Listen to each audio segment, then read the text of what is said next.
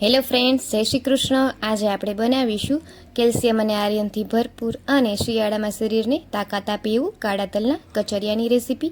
આ કચરિયું આપણે ઘરે ફક્ત 5 જ મિનિટમાં તૈયાર કરીશું અને ઘરે ખૂબ જ ઓછા ખર્ચમાં તૈયાર થઈ જાય છે. તો એકવાર આ રેસીપી ચોક્કસથી ટ્રાય કર્યા જેવી છે. તો તમે રેસીપીનો વિડીયો સ્કીપ કર્યા વગર એન્ડ સુધી જોજો અને રેસીપી સારી લાગે તો વિડીયોને લાઇક, શેર અને સબસ્ક્રાઈબ કરજો. તો ચાલો રેસીપી બનાવવાનું શરૂ કરીએ. કાળા તલનું કચરિયું બનાવવા માટે સૌપ્રથમ આપણે અહીંયા આ રીતનું એક મીડિયમ મિક્સર જાર લેશું.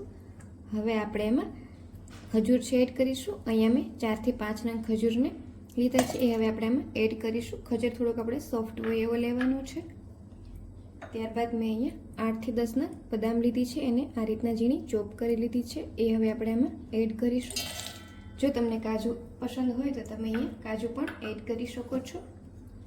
ત્યારબાદ મેં અહીંયા 1 બાઉલ જેટલા કાળા તલ લીધા છે, એ હવે આપણે એમાં એડ કરીશું. ત્યારબાદ અડધા બાઉલ જેટલું ટોપરાનું છીણ છે એડ કરીશું. તમે તમારી પસંદ પ્રમાણે વધારે કે ઓછું કરી શકો છો.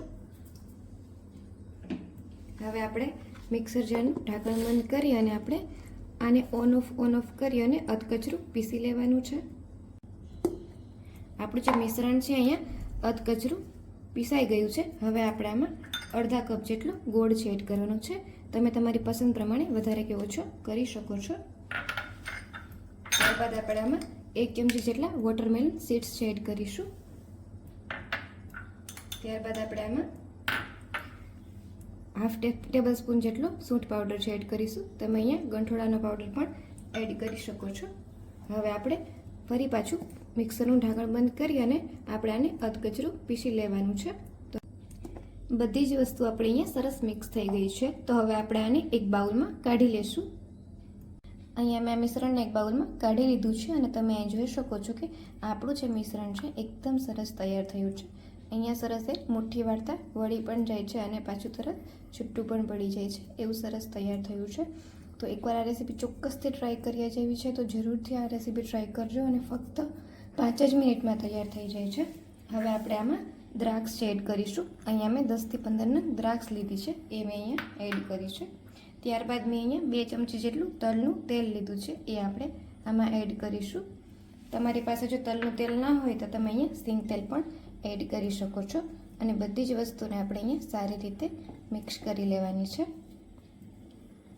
આ કચુરિયું છે એ બજારમાં ખૂબ જ વધારે પડતા ભાવે મળે છે, તો તમે અહીંયા ખૂબ જ ઓછા ખર્ચમાં આને ઘરે તૈયાર કરી શકો છો. બધી જ વસ્તુ આપણી અહીંયા સરસ મિક્સ થઈ ગઈ છે. તો હવે આપણે એક બાઉલ લેશું અને હવે આપણે આને સર્વ કરી લેશું.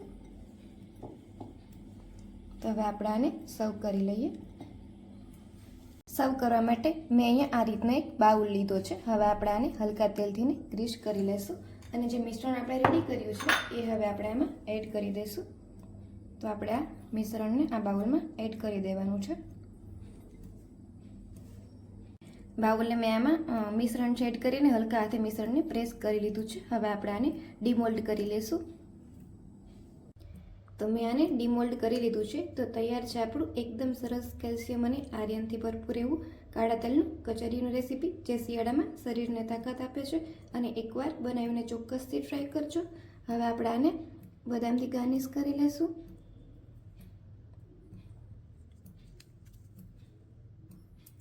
ત્યારબાદ આપણે આને ઉપર થોડુંક ટોપરાનું છીણ એડ કરીશું. ત્યારબાદ આપણે આમાં મગજતરીના બીટ એડ કરીશું ગાર્નિશિંગ માટે. તો એકવાર આ રેસીપી ચોક્કસથી ટ્રાય કરજો અને મને કોમેન્ટ બોક્સમાં જણાવજો કે તમને આ રેસીપી કેવી લાગી. Thank you for watching.